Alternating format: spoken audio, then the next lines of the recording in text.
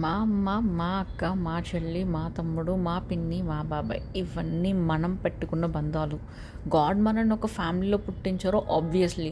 కానీ నిజం చెప్పనా, మనం అని అనుకున్నట్టు పక్కన వాళ్ళు మనల్ని అనుకుంటారని ఛాన్స్ లేదు. ఎందుకంటే వాళ్ళు మనల్ని మనం అని ఎప్పుడు అనుకుంటారంటే మన దగ్గర మనీ ఉన్నప్పుడు, లేదా మనం వాళ్ళకి ఎట్లా అయినా సరే యూజ్ అవుతాము అనే ఒకే ఒక ఇంటెన్షన్ తప్ప ఇక్కడ ఎవరిని కంప్లీట్గా ఫుల్గా లవ్ చేయరు. ఇన్ఫ్యాక్ట్ ఒక తల్లి కడుపులోనే ఇద్దరు పిల్లలు పుడతారు. చేస్తే ఒక అమ్మాయి ఒక అబ్బాయి పుడతారు. అమ్మ అనుకోండి అబ్బాయిని ఎక్కువ లవ్ చేస్తుంది, నాన్న అయితే అమ్మాయిని ఎక్కువ లవ్ చేస్తారు. ఇది జనమెరిగిన సత్యం, లేకపోతే వరల్డ్లో మనం చూస్తున్న థింగ్.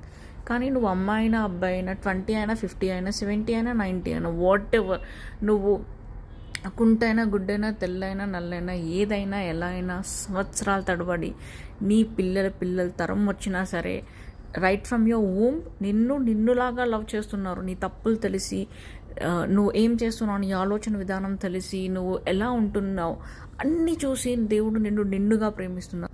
ప్రపంచంలో మనని దేవుని కన్నా గొప్పగా ప్రేమించే వాళ్ళు ఎవరూ లేరండి.